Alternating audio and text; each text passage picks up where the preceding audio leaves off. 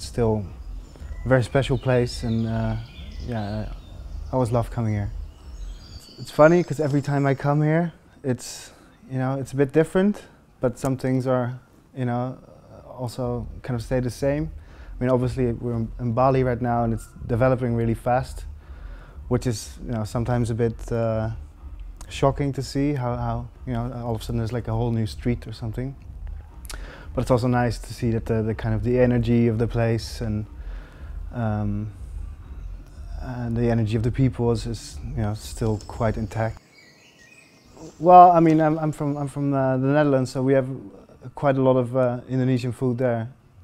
So my family is also part Indonesian. So like when I was a kid, I grew up on a lot of Indonesian food.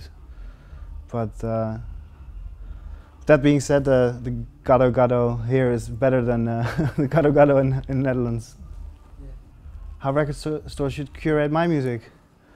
That's tough, man. I don't really know what kind of music I make.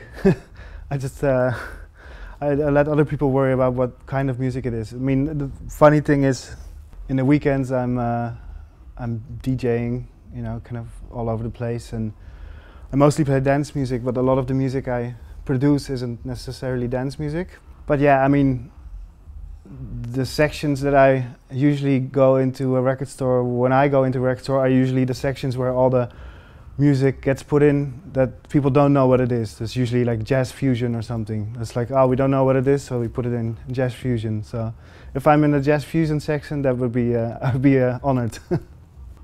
So yeah, that record is special in a lot of ways. It's a tribute to Indonesia and to Bali, and also just to my family.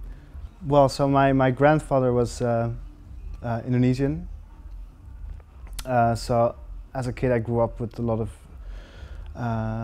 Indonesian culture and a bit of music and food and stuff. So when I first came here, it kind of felt like coming home, because those are very like comforting things to me. The food and the culture and stuff. It automatically felt like a connection.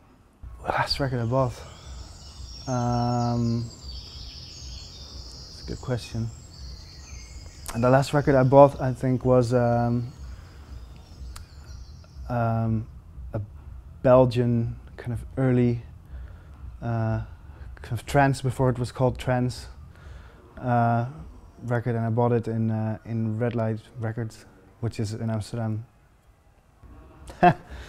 I've seen people leaving my set many times, but that I think it's I think the trick is not to panic, when people leave. Yeah, that's maybe also the right thing to happen.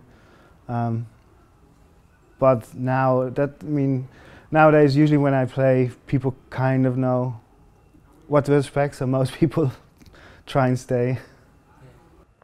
Well, yeah, it's kind of annoying. I prefer people just dance with their eyes closed, but I do understand that some people, that's part of the way they experience things now,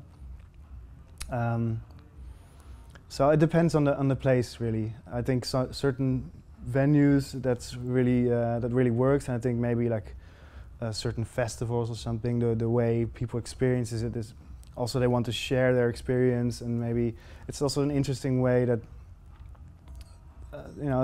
things get documented, and that might be very interesting in 50 years from now. Everything is documented from 100 angles, and that's for history's sake, that's quite interesting. So I'm not for or against it necessarily.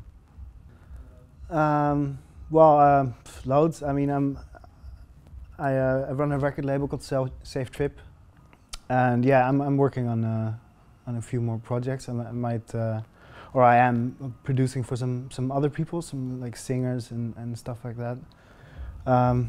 There's going to be a new series of compilations, which is kind of in the same headspace but different, but which is also going to be pretty big in terms of volumes and stuff. So, is it wrong if somebody doesn't like the Beatles? No, I've met some people that don't like the Beatles. They seem to be nice people, but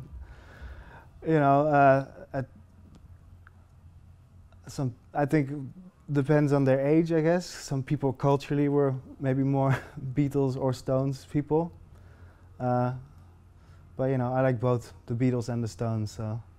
Which one do you like the most? Rolling Stone or the Beatles? Ooh, tough one.